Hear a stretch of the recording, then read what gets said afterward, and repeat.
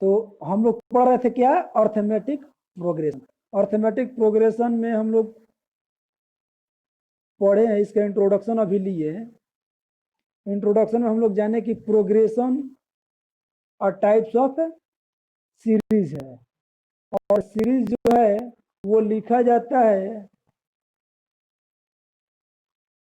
किसी specific condition के under, तो वो हमारा प्रोग्रेशन कहलाता है। स्पेसिफिक कंडीशन अभी हमने आप लोगों को बताया कि हमारे और आपके बीच में कुछ शर्तें हैं जिसके लिए हम लोग पढ़ रहे हैं। तो अब हम लोग पढ़ेंगे एपी यानी अर्थमेटिक प्रोग्रेशन। इसका डिफाइन लिखिए।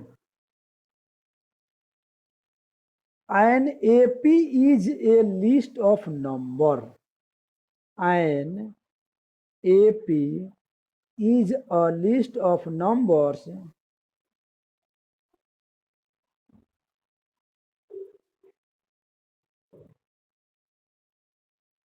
a list of numbers in which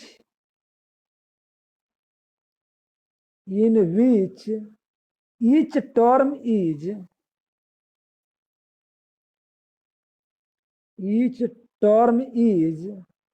obtained by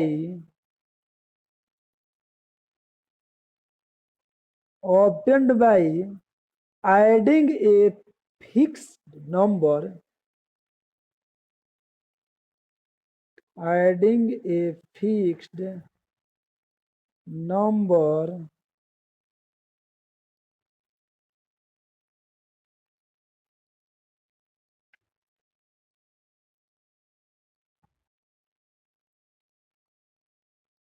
to the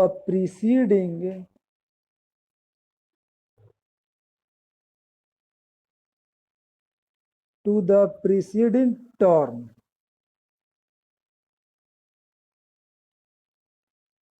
R नहीं, इज करो। preceding term is known as an AP।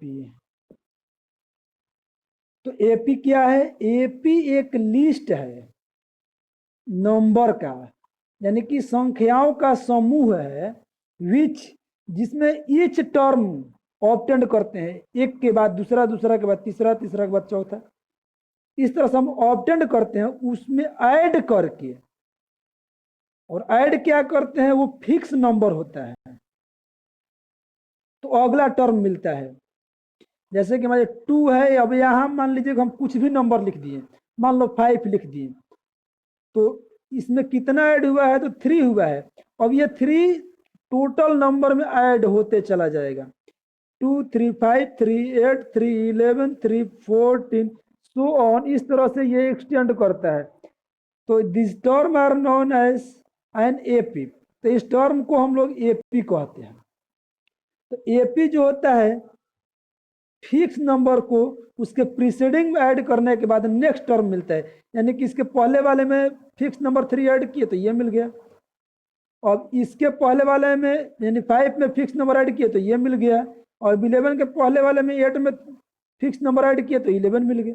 इस तरह से प्रीसीडिंग नंबर में नंबर को ऐड करके हम लोग नेक्स्ट नंबर को ऑब्टेंड करते हैं।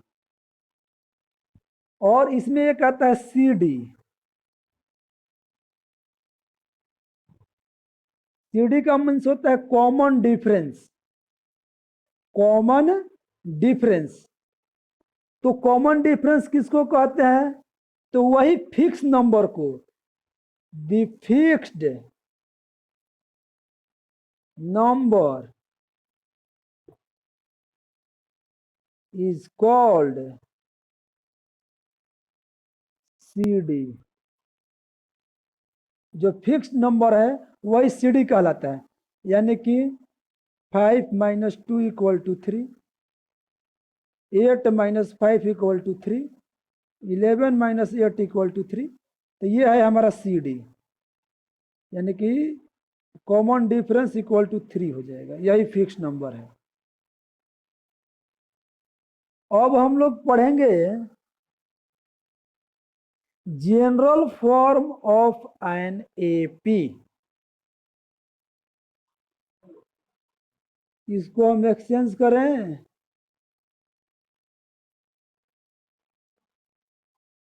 Okay, general form of an AP. तो जनरल फॉर्म कैसे होता है?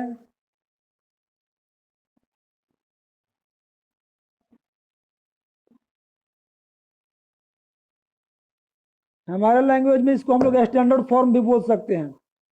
जैसा कि हम लोग क्वाड्रेटिक इक्वेशन पढ़ रहे थे, तो उसमें भी हम बताए थे standard form of quadratic equation या quadratic polynomial X square plus B X plus सी।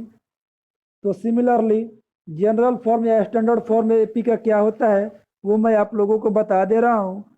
अगर फर्स्ट टर्म ए ले लिए, यानी कि if A is first term,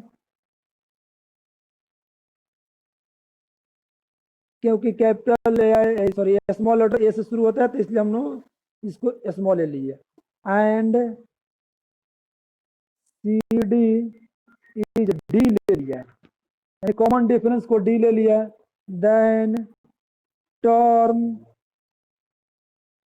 of an AP. तो टर्म्स क्या होगा एपी का?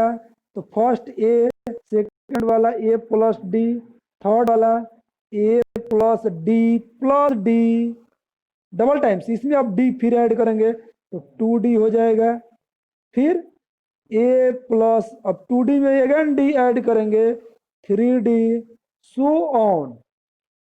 एंड लास्ट टर्म जो होगा A plus N D, N denotes number of term, N denotes कर रहा है कि नंबर है कितना, number of term which is last, which last, N यहाँ लास्ट है, यहीं तक जा रहा है, 5 term, 6 term, second term.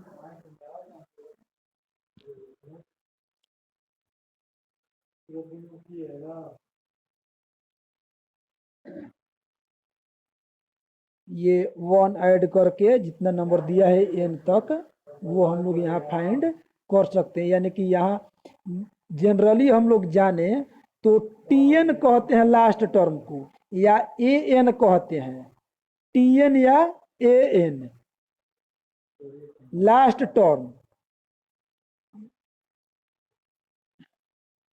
Last term को टी एन बोलते हैं या ए एन बोलते हैं। तो इसी को हम लोग लास्ट टर्म लिखते हैं। तो क्या है, एक और इसका नेम है एंथ टर्म, एंथ टर्म। ये तीनों का मीन्स सेम है, टी एन, ए एन या एंथ टर्म इक्वल यही लास्ट टर्म, यानी ए प्लस एन डी। ये हो गया आपका लास्ट टर्म।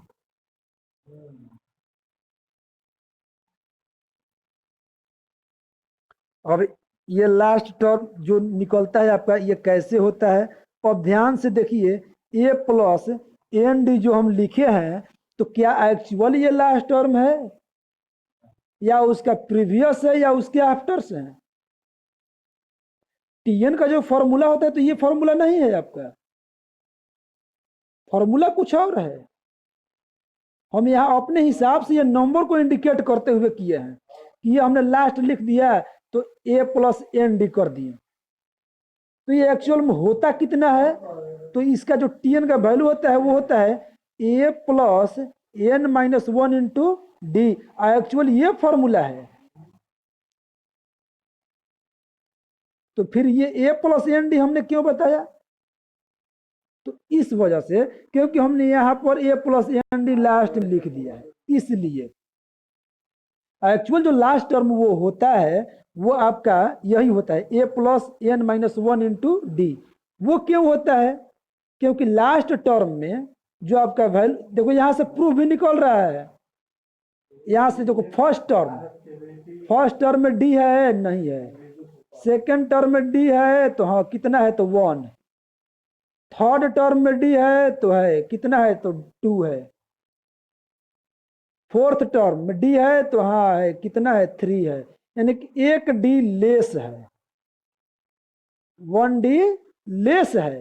तो वही यहाँ लास्ट टर्म हमने ए प्लस एन डी तो कर दिया, लेकिन अकॉर्डिंग टू फॉर्मूला हम आएंगे तो आपका A plus N minus 1 into D होता है। क्यों? क्योंकि जिस टर्म को हम लोग फाइंड आउट करना चाहते हैं उसमें जो डी का वैल्यू होता है 1 लेस होता है, A plus N minus 1 into D. इसका फॉर्मूला एक्यूरेट ये मिलेगा आप लोगों को पढ़ने को। तो फिलहाल आप इतना ही तक इसका जो डिफाइन है 1 2 वो, और बाकी टर्म हुआ और इसके जो फॉर्मूलाज है अभी जो हमने पढ़ाया आप लोगों को समझ में आया है या नहीं वो बोलिए, रिप्लाई कीजिए जल्दी सभी लोगों को।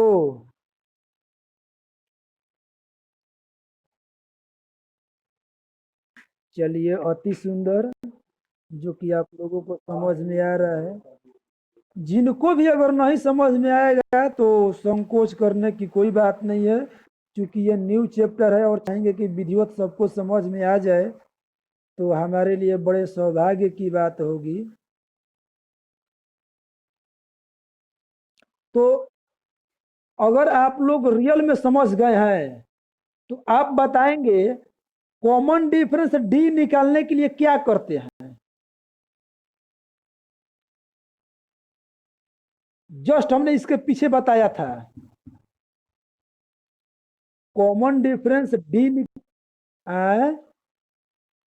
बोलो बोलो। हाँ A2 और A1 है क्या?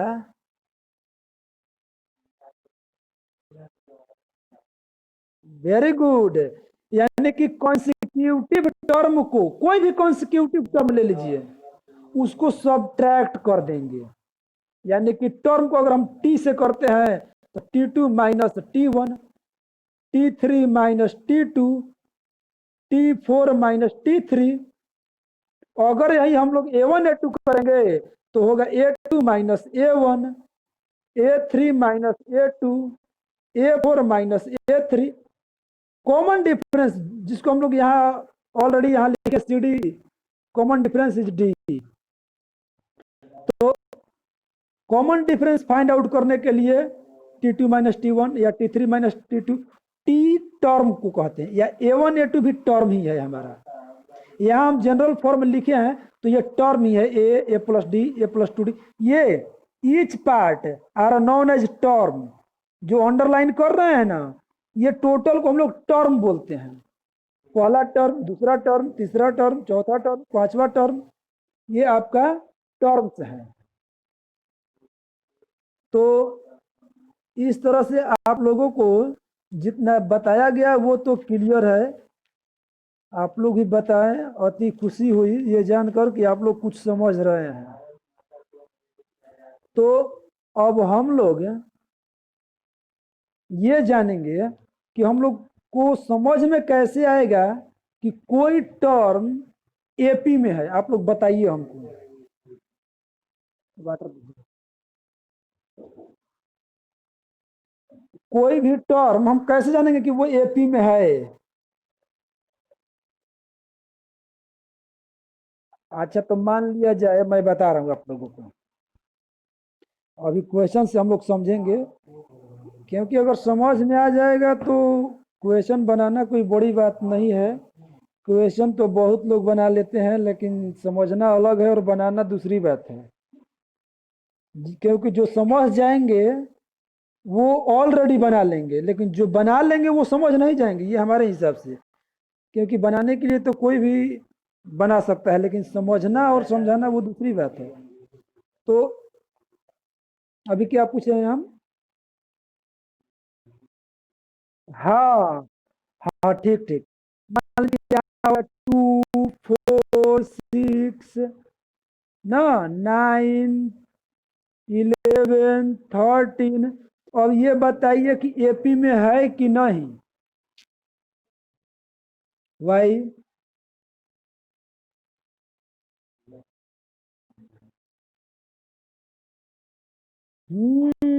यहाँ तो डिफरेंस 2 है, यहाँ भी 2 है, और यहाँ 3 हो गया, यहाँ 2 है और यहाँ 2 है। यानी कि if common difference C D is equal at each term, then we called given term are in an AP। ठीक है, यानी कि उसके कॉमन डिफरेंस पर हम लोग फाइंड आउट करते हैं वो एपी में है कि नहीं। चलिए एक बात और,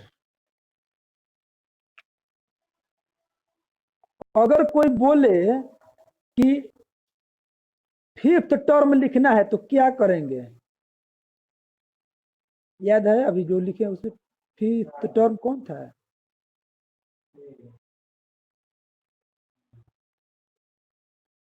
अति सुंदर ए प्लस 4D, क्योंकि यहाँ जो एन हो रहा है वो उतना से एक कॉम डी लिखा जाता है। यहाँ 5 है तो 4D। अगर मान लीजिए कि ए हम 50वां टर्म लिखने जा रहे हैं तो क्या होगा।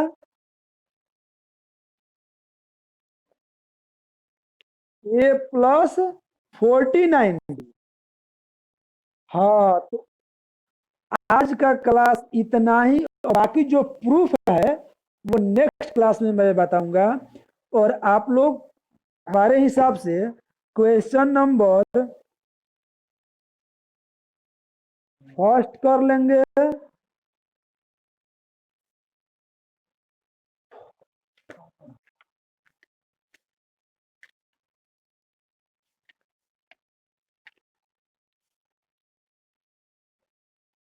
सेकेंड थॉट बनाइएगा तो हमारे लग रहा है कि फर्स्ट एक्सरसाइज फिनिश हो जाएगा। 5.1 जो वर्ड प्रॉब्लम है, मान लो कि नहीं समझ में आएगा तो इसको छोड़ दोगे क्योंकि टाइम ओवर हो रहा है नेक्स्ट क्लास का। और ये फर्स्ट बना लोगे, फर्स्ट में मतलब सेकंड, थर्ड, फोर्थ, फिफ्थ हमारे हिसाब से, यानी एक्सरसाइज 5.1 कंप्लीट हो जाएगा। और